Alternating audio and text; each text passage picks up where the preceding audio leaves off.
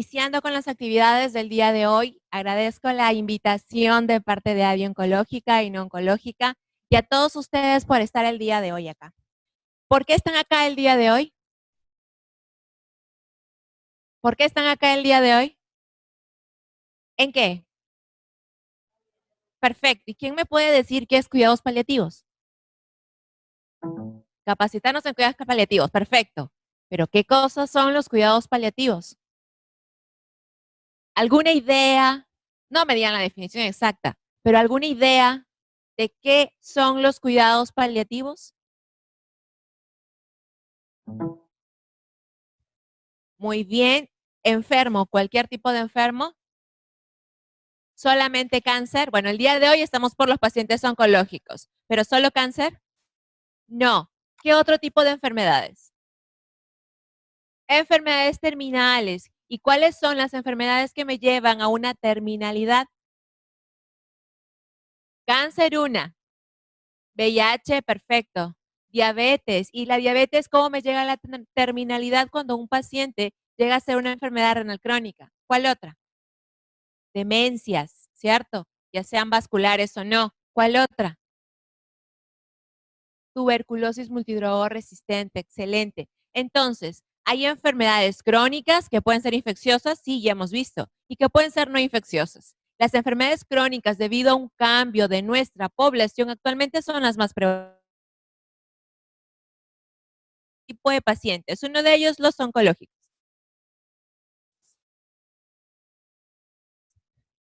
Los oncológicos, ¿qué requieren?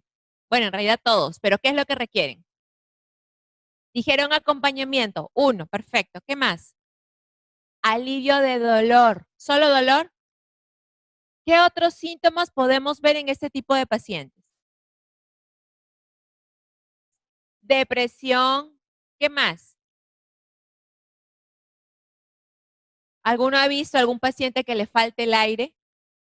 Disnea, correcto, muy bien. ¿Qué otro tipo de complicaciones o síntomas pueden haber? Muchísimos, a todo nivel, dependiendo de la patología principalmente. Entonces, es importante poder conocer cómo podemos manejar algunos síntomas. Sí. ¿Solo síntomas? ¿Solo síntomas físicos vamos a poder controlar? No, perfecto. Emocionales, psicosociales. Entonces, ¿nosotros trabajamos con quién?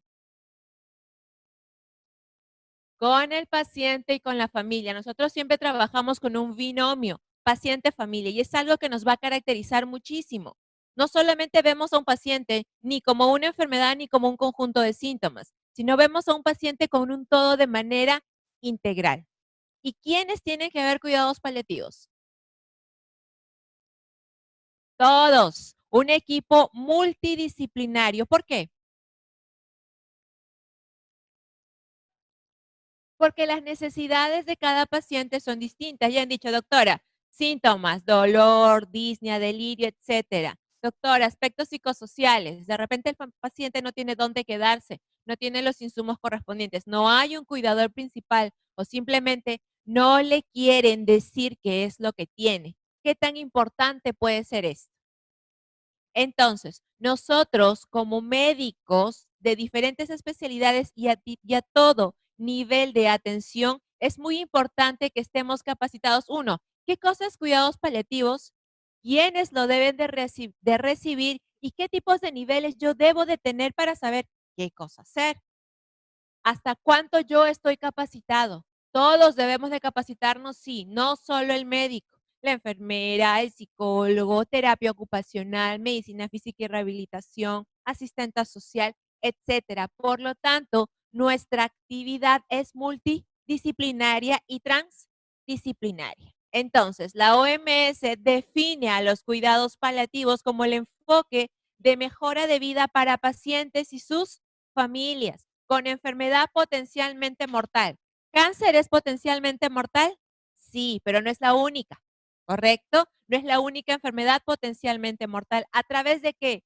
Prevención y alivio de sufrimiento. ¿Un síntoma me da sufrimiento? Sí, un síntoma físico me da un sufrimiento. ¿Un síntoma emocional, un trastorno psicológico me da sufrimiento? Sí. ¿Podemos hacer prevención cuando hay un paciente con enfermedad avanzada o terminal? Sí, podemos hacer prevención. Estamos acá hablando de prevención y alivio de sufrimiento, aplicando tratamientos para dolor u otros síntomas que ustedes ya lo han mencionado, tantos físicos, psicosociales y espirituales. ¿Y nuestro trabajo acaba cuando fallece el paciente? No, ¿dónde más acaba? ¿Dónde acaba? En el acompañamiento y posterior al duelo, ¿ok? Entonces, no son las únicas intervenciones que nosotros vamos a tener cuando vemos un paciente que tiene la necesidad de cuidados paliativos. Cuidados paliativos, por lo tanto, ¿son una necesidad urgente? Sí, por supuesto. Y humanitaria con carácter mundial para las personas con cáncer, no solo con ellos, u otras enfermedades que son potencialmente mortales. Ya han hablado ustedes de varias enfermedades, no solamente oncológicas, pero en esta oportunidad nos vamos a basar principalmente en las oncológicas. Ya con esto, si la OMS del 2002 ya habla que cuidados paliativos como definición es para mejorar la calidad de vida tanto de los pacientes y sus familias, ya estamos hablando que en el año, ese es del 2014, se reúnen en Ginebra para definir ya como una prioridad que los cuidados paliativos debe constituir un planteamiento que permite mejorar la calidad de vida de los pacientes. Y hablamos de adultos y niños. El niño también tiene algunas enfermedades como el cáncer o tiene enfermedades como el cáncer y otro tipo de enfermedades crónicas, neurológicas, vegetativas, etcétera, que son crónicas o que quedan con alguna enfermedad que les genera algún tipo de secuela. Por lo tanto, los niños no están exentos de tener y de recibir o tener una necesidad en cuidados paliativos. Entonces, el planteamiento que se concreta con la prevención y alivio de sufrimiento mediante detección precoz y correcta educación de terapia del dolor y otros problemas, ya sean de orden físico, psicosocial y espiritual. Hablamos de la misma definición y son fundamentalmente para mejorar la calidad de vida y el bienestar de las personas, mejorando e incrementando el alivio y reforzando la dignidad humana. ¿Cuántos de nosotros hemos visto a los pacientes que reciben múltiples terapéuticas y definitivamente no tiene calidad de vida? ¿A qué le llamamos calidad de vida? ¿Está sano? ¿No tiene dolor? ¿No tiene síntomas? ¿Qué le estamos provocando con todos los tratamientos que nosotros le damos? Tenemos que aprender a integrar cuáles son las prioridades del paciente y qué es lo que necesita. Un paciente puede venir con 100 problemas, pero los 100 problemas yo no se los voy a solucionar en una. Yo tengo que tener prioridades. ¿Qué es lo que más aqueja a un paciente? Primero es el síntoma, ¿correcto? Pero eso no es lo único. Entonces, nuestra visión tiene que ser amplia. Entonces, ¿cuáles serían los principios de la asistencia paliativa? ¿Quién me dice uno?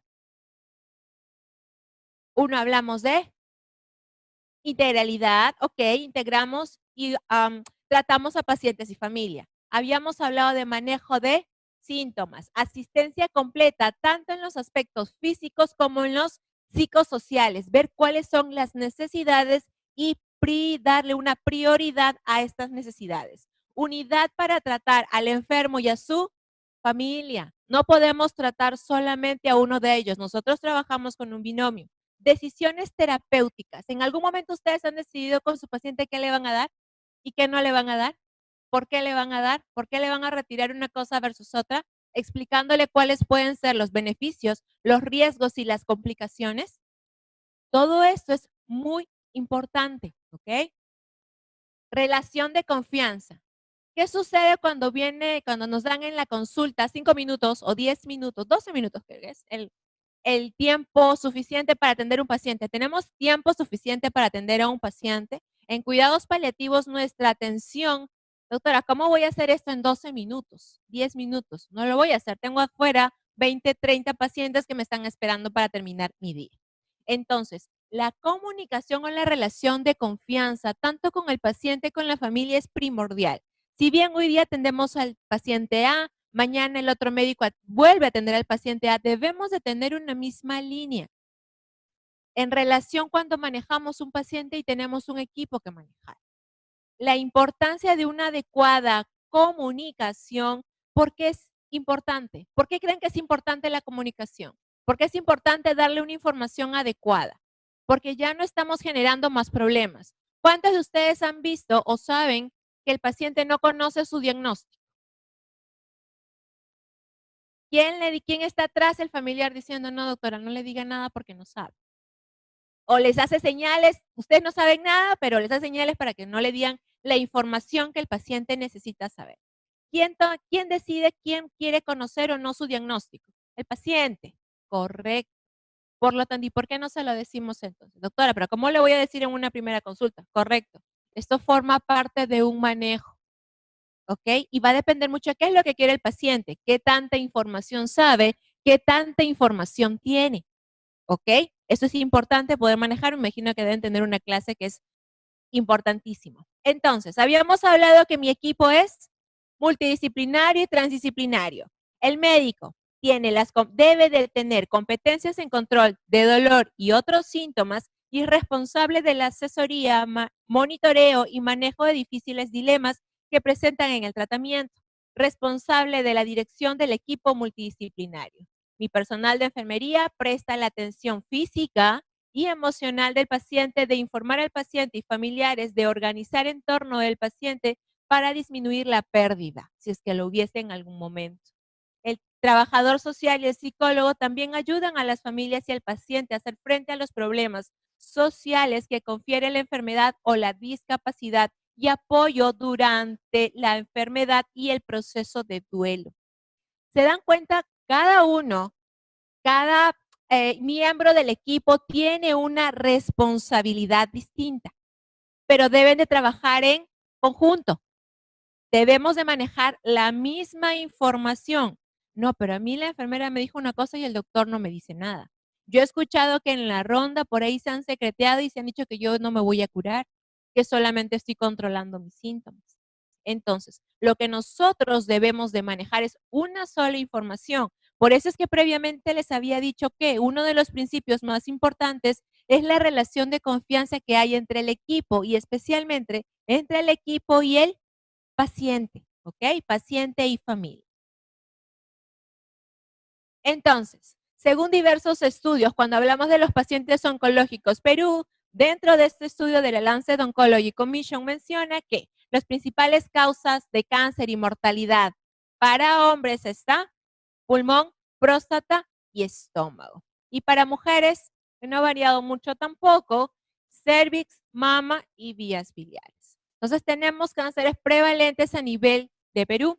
¿Y qué es lo que estamos haciendo ahora? Ya hemos visto, ya les mencioné, de los pacientes, esto es según la Organización Mundial de la Salud, ¿quiénes son los pacientes y los porcentajes de los que requieren cuidados paliativos? Miren dónde se encuentran los oncológicos, en el segundo puesto, y en el primer puesto, enfermedades cardiovasculares.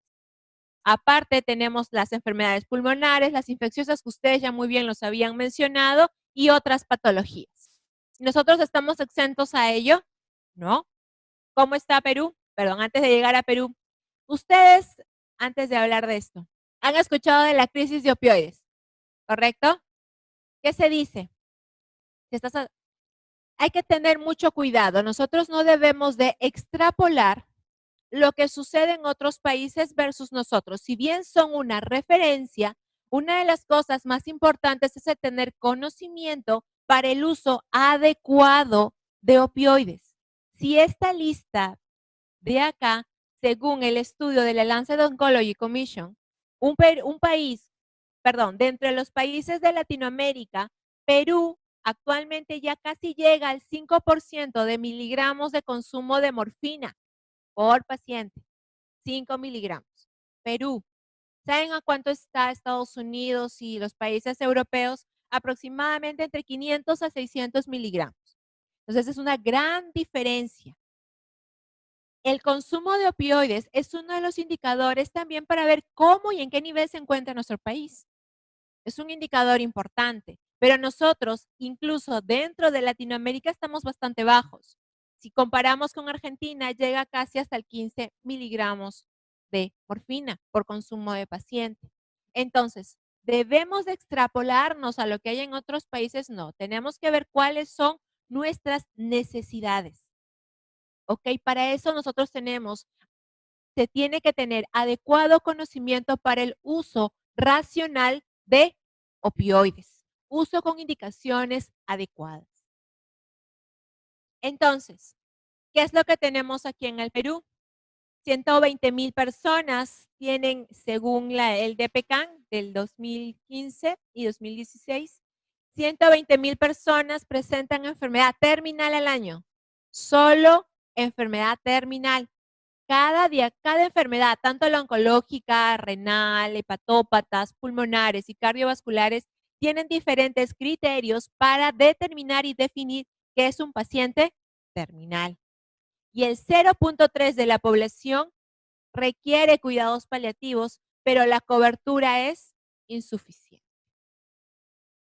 ¿Ok? Entonces, miren cuántas personas. ¿Abarcamos a toda esta cantidad de personas, a toda esta población? Definitivamente no. Es por eso que ustedes están el día de hoy acá para estas capacitaciones. Y es importante que el día a día van apareciendo nuevos conceptos, nuevas herramientas, nuevos lineamientos en los cuales debemos de educarnos.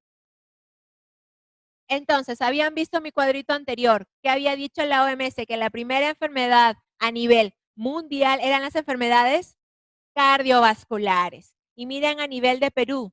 Perú estamos hablando que las principales son las oncológicas, como número 1, pero no son las únicas, ¿ok? También tenemos a las patologías respiratorias, cardíacas, patologías hepáticas y otro tipo de enfermedades. Entonces, ¿es importante conocer cuáles son los requerimientos de un paciente en cuidados paliativos? Sí, por el impacto que esto genera en nuestra población, ¿correcto? Ya como ustedes saben, o es conocimiento de la mayoría, salió la ley el 2018, la ley 30846, en las cuales genera que habla sobre el Plan Nacional de Cuidados Paliativos, que habla solo para enfermedades oncológicas y no oncológicas, tanto para adultos como para niños, y el cual tiene como objetivo tener una estrategia nacional para empoderar a la comunidad en el cuidado, mejorar las ofertas de servicio, fortalecer las capacitaciones del recurso humano y mejorar el acceso y la disponibilidad. 10 años atrás, habían capacitaciones del primer nivel de atención o de diversos niveles de atención en cuidados paliativos, era muy poco o casi nulo. Pero la importancia y el impacto que se ha observado y se ha visto al empoderar a todos los niveles de atención es abismal. Dando un ejemplo, ADI Oncológica ha crecido mucho en estos años. A nadie le he visto exponer su presentación anterior, donde todas las actividades que se han ido generando es principalmente en capacitación. Y eso es una de las fortalezas que tiene este equipo humano. Los cuidados paliativos oncológicos, entonces. Cuando ustedes tienen un paciente oncológico por primera vez, ¿qué es lo que sucede con el tratamiento oncológico? ¿Tiene riesgo de mortalidad? Sí, y no necesariamente el paciente puede estar con una enfermedad temprana o con una enfermedad avanzada. Igual con el tratamiento puede haber riesgo de mortalidad por las complicaciones que pueda generar. Pero en el transcurso de la enfermedad y principalmente de una enfermedad avanzada, pueden verse varias cosas. Miren ustedes, cuando el diagnóstico es temprano, el soporte y los cuidados paliativos se pueden dar. ¿Por qué se pueden dar o por qué se deberían dar? El soporte en cuidados paliativos cuando recién se hace un diagnóstico de una enfermedad oncológica. ¿Por qué creen que es importante?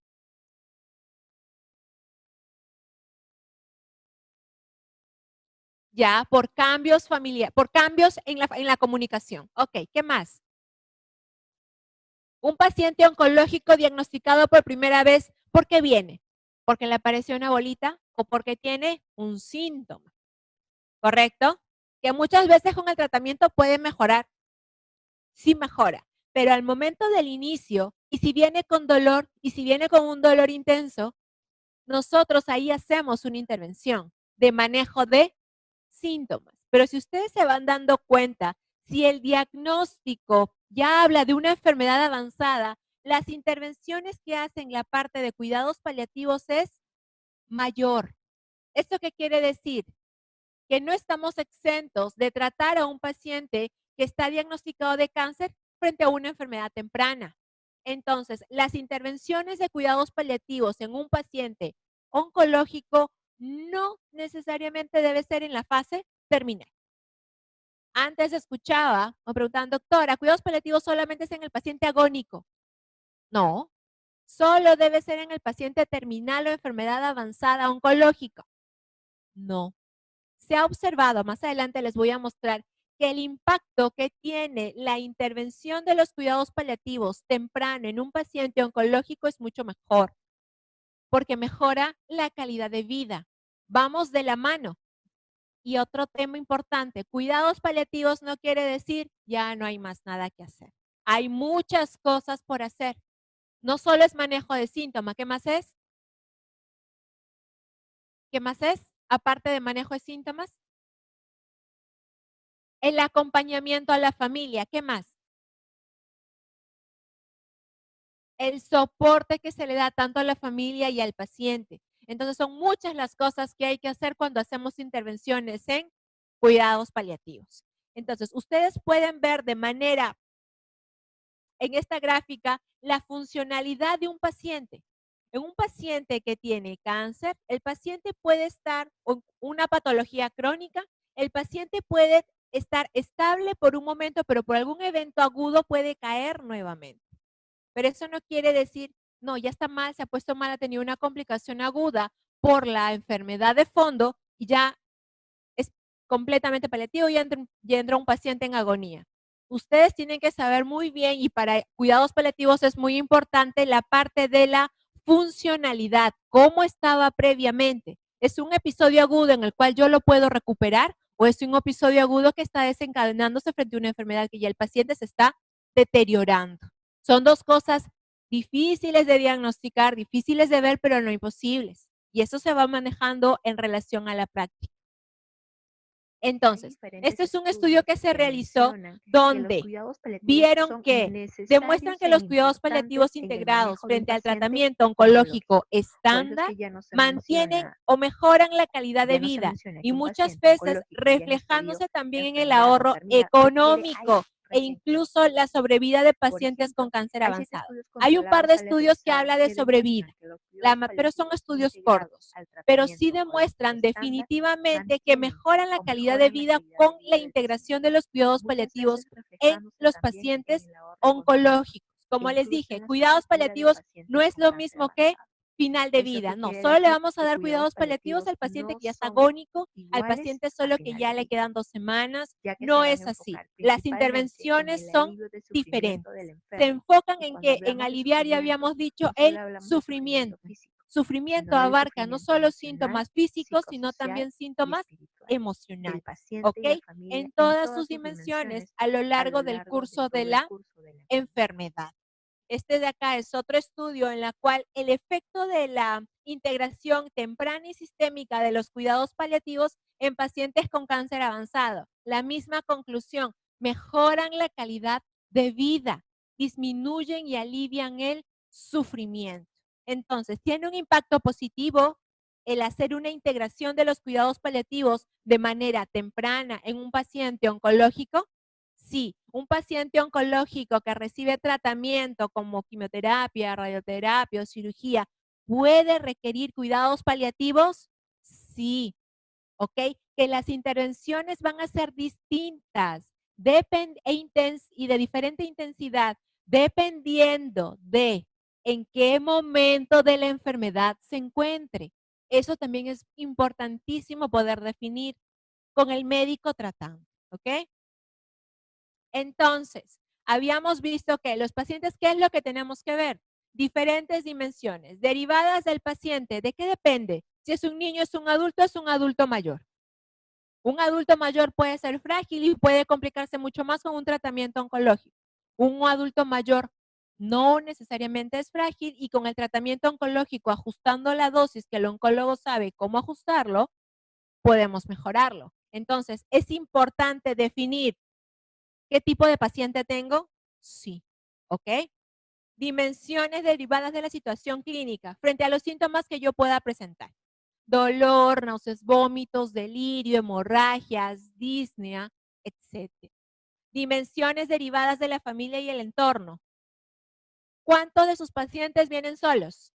¿Cuántos vienen acompañados? Y de los acompañantes, ¿cuánto porcentaje son mujeres? La mayoría, ¿ok? Entonces, ¿y quiénes son los acompañantes o las cuidadoras? O los cuidadores. Mujeres, las esposas o los hijos, hasta las nueras o cuñadas. Pero generalmente son mujeres. Eso no exenta a los hombres. Yo también he visto hijos, acompañantes o cuidadores principales con la misma dedicación que pueda tener una mujer. Pero es importante, en nuestra población, quien principalmente es un cuidador, es una mujer. Requerimiento de tecnología. Un paciente paliativo, si yo estoy pensando que está estable en enfermedad, que tiene una enfermedad avanzada o terminal, pero que tiene un proceso respiratorio alto y que sea complicado y puede tener una neumonía, ¿yo no voy a darle algún tratamiento?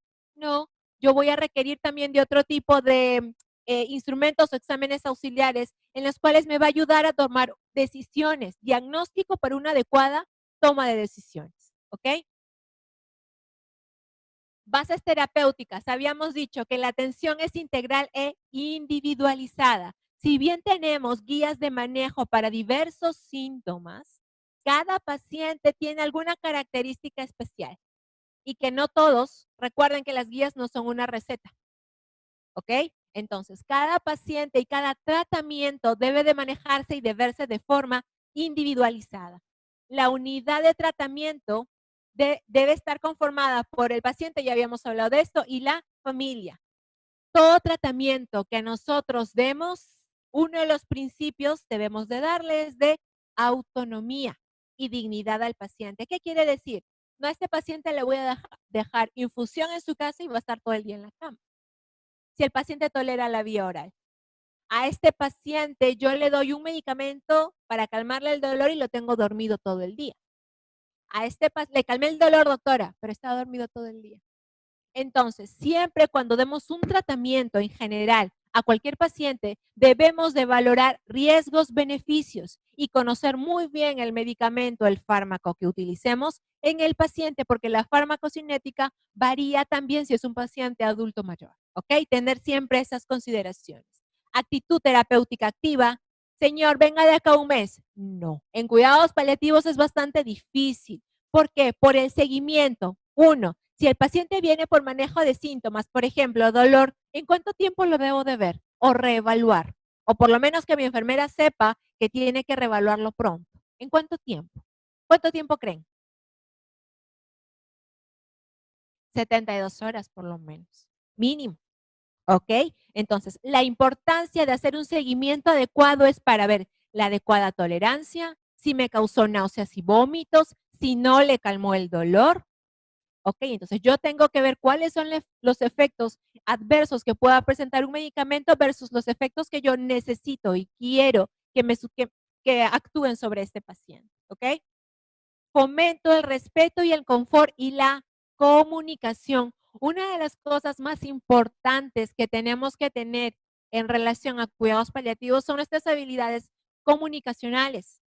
Cómo nosotros nos manejamos frente al paciente, cómo le decimos una noticia, cómo le explicamos la terapéutica. Le voy a dar 10 medicamentos y el paciente no me va a entender absolutamente nada. Le puedo dejar el mejor opioide y el paciente, bueno, no existe mejor opioide, le puedo dar un buen opioide y el paciente no me entendió.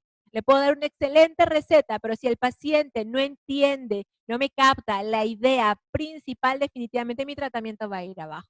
La importancia de una adecuada comunicación es básica, porque esto va a generar un impacto. ¿Cuántas veces cuando ustedes no explican bien el paciente regresa? No regresa una, regresa dos, tres, n veces. ¿Ok? Entonces, eso es importante también tenerlo y conocerlo. Comunicación médico-familia. ¿Por qué ahondo mucho en esto? Porque justamente es acá donde nosotros como médicos fallamos. No tenemos una adecuada relación con el paciente. No mejoramos nuestras habilidades comunicacionales en las cuales van a generar un impacto negativo si es que yo no los pongo en práctica. ¿Por qué? El proceso en el cual se produce un intercambio entre los que participan, Contenido, relaciones e interacciones. Es lo que yo hago ahora acá. ¿Cuántos de ustedes me están escuchando? ¿Cuántos de ustedes están durmiendo? ¿Cuántos de ustedes están con el celular? Entonces, es lo mismo que sucede con su paciente frente. Cuando ustedes hablan con el paciente, ¿cuántos miran a sus pacientes? ¿Cuántos están con la historia clínica y no miran a su paciente? ¿Quiénes están en la computadora? Porque ahora todo es sistematizado. Mientras estamos hablando con el paciente, estamos con la computadora. ¿Ok? Entonces, todo esto nos habla de que estamos perdiendo poco a poco el tipo de relación que debemos de tener. En cuidados paliativos es importantísimo. Y creo que en todas las especialidades. Uno de los síntomas que también este cuadro me habla de todos los síntomas que puede presentar la familia. Síntomas generados al tratarse del funcionamiento familiar, funcionamiento de patrones rígidos, un ciclo vital familiar alterado, etcétera. Síntomas dependientes de comunicación, la conspiración del silencio. Y aquí quería llegar. ¿Cuántos de ustedes han sido partícipes de conspirar frente a un diagnóstico? ¿Cuántos de nosotros los hemos sido? Yo creo que en algún momento de nuestra vida, yo creo que en nuestra práctica clínica lo hemos tenido. ¿Por qué? Por temor, por no conocer o porque la familia está atrás y me ha dicho 20 cosas para que no le diga cuál es el diagnóstico, porque si yo le digo el diagnóstico, mi paciente va a fallecer. Entonces hay que tener mucho cuidado. Recuerden, el paciente no debe perder su autonomía. El paciente decide si requiere o necesita saber. Doctora, pero si un paciente que tiene bajo nivel educativo, el paciente entiende, obviamente con palabras un poco más sencillas, pero entiende. El paciente sabe cuando está mal, sabe cuando va a fallecer. Les cuento una experiencia que tuve con una paciente. Una señora con diagnóstico de NM de pulmón, con una disnea severa, donde la familia me rogaba que por favor no le dijera el diagnóstico. La señora, muy ansiosa, la tuve conmigo como cerca de 3 meses. En el transcurso de enfermedad entablamos una relación. Es importante el tiempo, porque es difícil mantener o tener un tipo de vínculo, tener cuidado con los vínculos también, cuando un tipo de relación con un paciente cuando es poco tiempo. La señora menciona que tenía mucho miedo a dormir, nunca quería dormir sola. Entonces le preguntaba, ¿no? ¿Qué sabía? O me hacía preguntas en relación al entorno de su enfermedad. Pero siempre era temerosa a lo que yo le iba a decir, hasta que ya ella se sintió peor en cuanto a la falta de aire y donde ya habían acciones que tomar. Donde la señora me pregunta directamente, yo quiero que usted me diga si me voy a morir. Yo quiero que usted me diga que si ya no me voy a curar. Le hago yo una repregunta. Mi respuesta fue una pregunta, ¿qué tanto sabe usted? Y me dice, yo escuché que mi esposo habló con el oncólogo diciéndole que yo ya no me iba a curar, diciéndole que me mandaban a mi casa porque ya me iba a morir. Y la señora sabía todo esto y la familia pensaba que no sabía nada.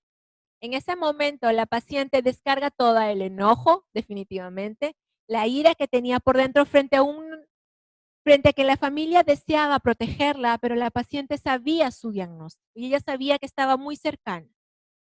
En ese momento, recién con ella pude compartir cuál era el siguiente paso cuando hablábamos de tratamiento. Pero ahí empezó a hablar un poco más de lo que ella quería, de lo que ella necesitaba. Muchas veces nosotros obviamos al paciente en el sentido del diagnóstico. No es fácil, es bastante difícil en realidad, pero no es imposible. Hay que tener a veces las palabras necesarias o simplemente somos escucha, porque el paciente sabe y conoce su diagnóstico. Y ellos al referirnos cuánto sabe, qué es lo que quiere saber, qué es lo que vamos a hacer, lo único que me pidió fue que ella sentía mucha ansiedad, que era si necesario dormirla para no sentir esa ansiedad y eso fue lo que se hizo. Cuando se habla con la familia reporta simplemente que pues todos se quedaron callados cuando ella los reunió a todos y les dijo, ¿por qué nunca me lo dijeron? Ella escuchó, leyó los WhatsApp del esposo, de alguna manera se enteró.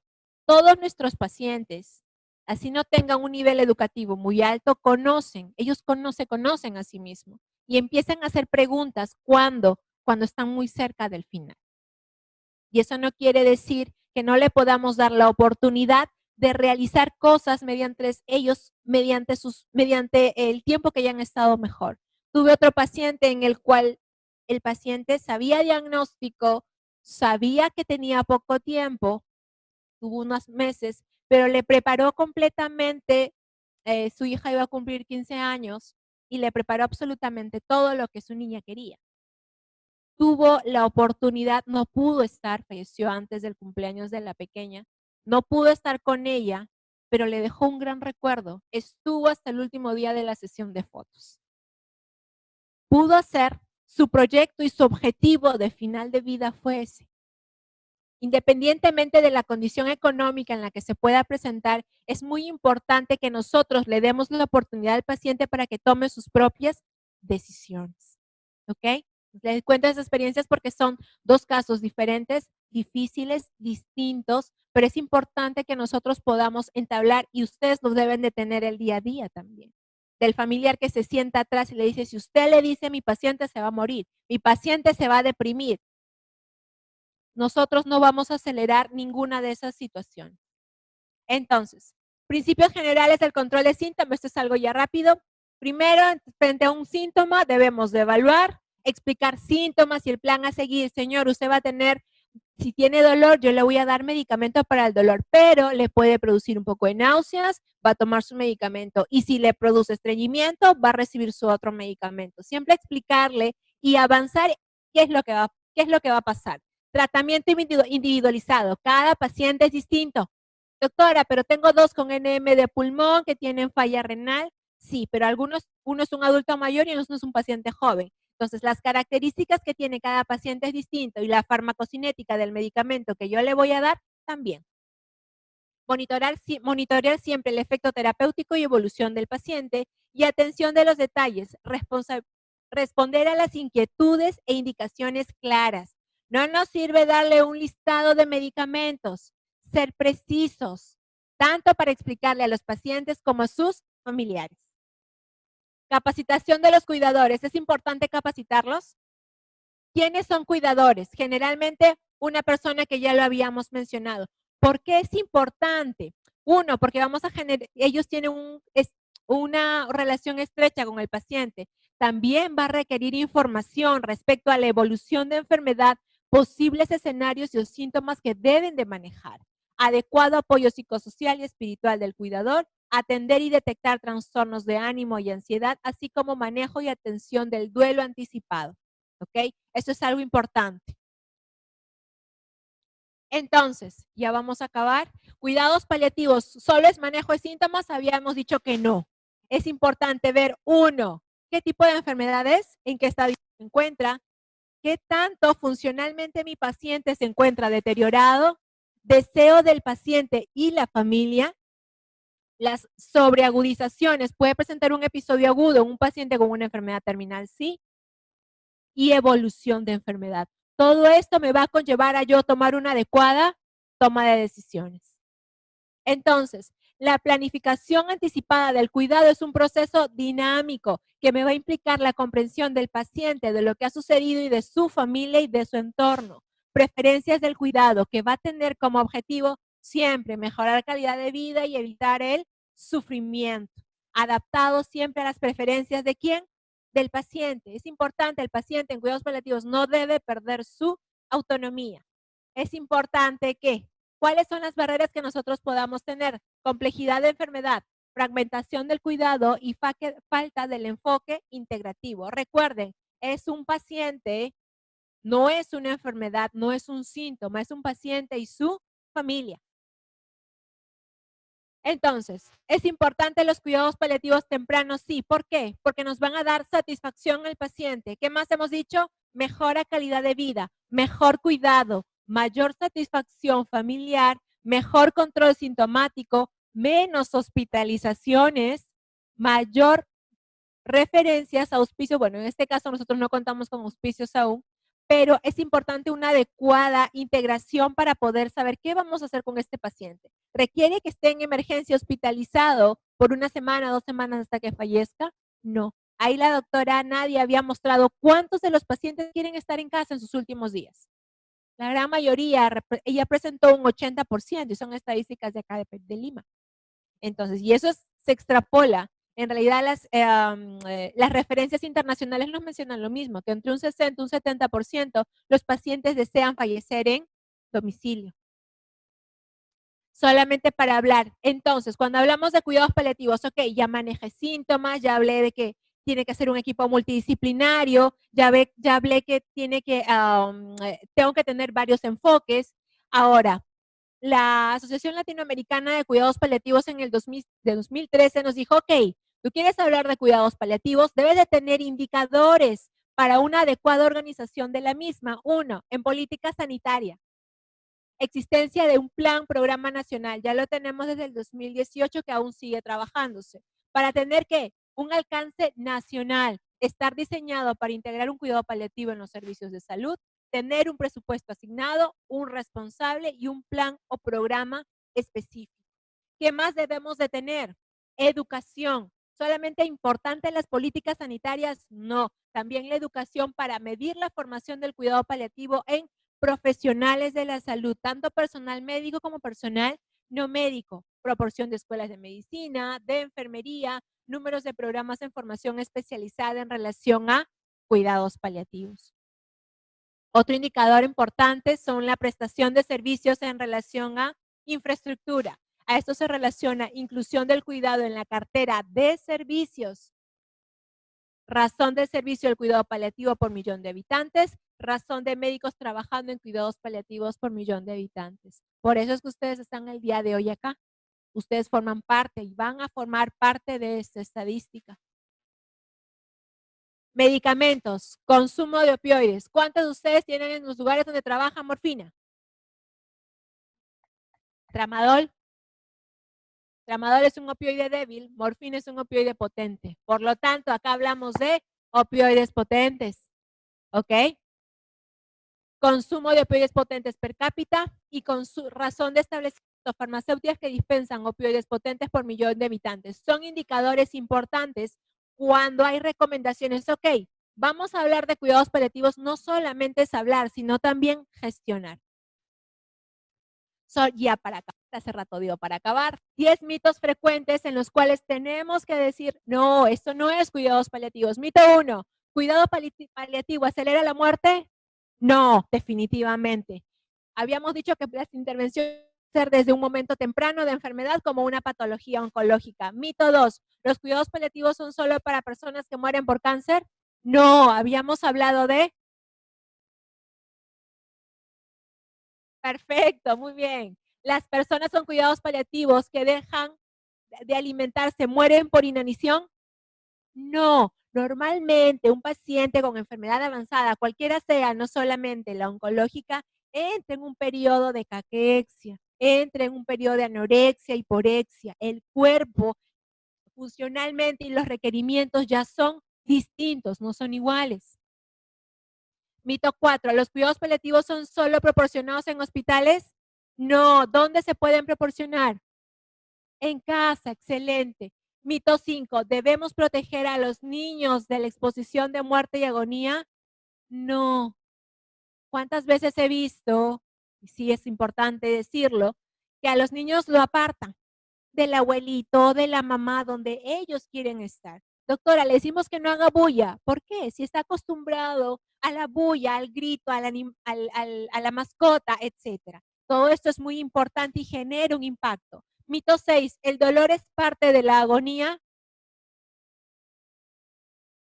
No, tampoco. Mito 6, no. El dolor puede presentarse al inicio de enfermedad, durante enfermedad y final de enfermedad. En cualquier momento, no solamente en la parte de agonía, ¿ok? Mito 6, 7. ¿La administración de la medicación para el dolor durante los cuidados paliativos induce adicción? No, le estamos dando opioide para dolor, ¿ok? Mito 8. ¿La administración de morfina tiene por objetivo acelerar la muerte? No, ok, muy bien. Los cuidados paliativos significan que mi dolor se dio por vencido, que mi doctor se dio por vencido y no existe esperanza para mí. No, fuerte, ahí no. Los cuidados paliativos hay mucho más que hacer. Tenemos muchas cosas por hacer en cuidados paliativos. Mito 10. ¿He decepcionado a mi ser querido debido a que él o ella no murió en casa? Muchos piensan que morir en hospital es mejor. Los familiares, generalmente los familiares, y no es así. ¿Qué es lo que desea el paciente? Según lo que han mostrado, no porque se los digo yo, es porque el paciente desea fallecer en casa.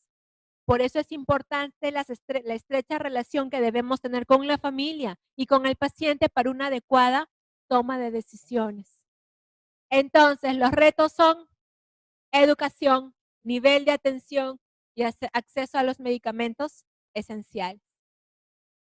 Como conclusiones, cuidados paliativos son componente clave para el plan y programa global de un control de cáncer, sí, dan respuesta a las necesidades de los pacientes con cáncer y sus familias. Los servicios de cuidados paliativos deben ser vinculados a la prevención, detección temprana y estrategias de tratamiento del cáncer para responder todas las necesidades y hacer un mejor uso de los recursos, sí. Un programa de cuidados paliativos oncológicos también debe ser parte de una estrategia más amplia de cuidados paliativos dirigido a todos los pacientes con enfermedades potencialmente mortales.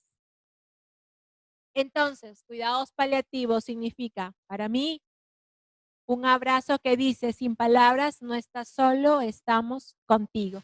Y lo dijo Armando Adler. ¿Sí? Bueno, espero que haya sido de... Buenos días, soy la licenciada Evelyn del Centro Materno Infantil RIMAC. Doctora, usted mostró un cuadro referente al uso de opioides, un comparativo en Estados Unidos, ¿no? Y en Latinoamérica, y salió que en Estados Unidos hay un alto consumo de opioides. Eh, pero también mencionó de que en el Perú el presupuesto para lo que era los cuidados paliativos era de un 0,03% más o menos. ¿El consumo se debe al bajo presupuesto o se debe a otros motivos entre la comparativa de otros países? Ok. En realidad a nuestro consumo se debe a diversos motivos. No solo es cuestión de presupuesto, sino es de accesibilidad y los recursos que se distribuye a nivel nacional en los diferentes niveles de atención. La idea actualmente es que los diferentes niveles de atención estén adecuadamente capacitados para un adecuado uso y consumo de opioides. En las políticas sanitarias ya les va a hablar, me imagino, más adelante en cuanto por qué no tenemos morfina, porque solo tenemos AINES. Son varios los factores, no solamente son los de recursos, sino también es muy importante que no solo tenerlos, sino tener los conocimientos adecuados para poder manejarlo. Uno eso, otro, hay varios, dentro de los mitos que había mencionado, el desconocimiento o el temor a el uso de este medicamento porque me va a producir adicción o porque me va a acelerar la muerte, también son conocimientos o son mitos en los cuales nosotros tenemos que, son una de las barreras importantes para el no uso de este tipo de medicamentos. Nosotros no aceleramos ni tampoco retrasamos nada. Cuidados paliativos acompaña. Gracias. Otra pregunta aquí. Quería aportar lo que dice la licenciada, soy del Centro Materno Santa Luzmila 2, y el tema también de los medicamentos es por la complejidad, ¿no? Por ejemplo, nosotros no manejamos esos productos, pero sí tenemos pacientes que vienen, ¿no? Claro, como lo vuelvo a repetir, no es importante el adecuado conocimiento para una adecuada administración y manejo de estos medicamentos. Pero eso no quiere decir que solamente debe darse en un hospital, ¿ok? Debe darse a todo nivel de atención. Ustedes en los diferentes niveles de atención pueden hacer los seguimientos de pacientes que están controlados, pero usan morfina. Cuando son pacientes de mayor complejidad, se tratará de derivar o hacer una referencia respectiva en el momento que se necesite. Pero es importante que todos tengamos un conocimiento adecuado y estandarizado para el manejo de este tipo de medicamentos.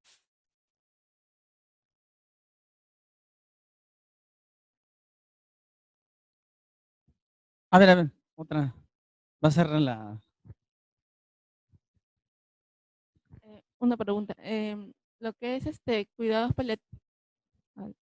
paliativos es el uso de medicina alternativa o como Medicina vegetales. integrativa. A eso la medicina integrativa o la medicina alternativa puede ser una opción de tratamiento adicional.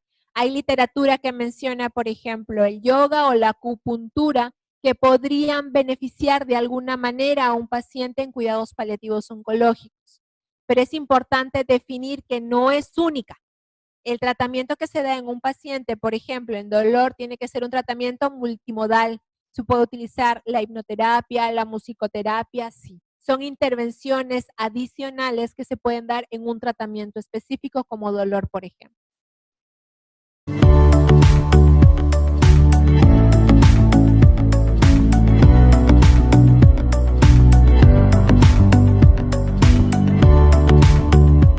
Gobierno del Perú. El Perú primero.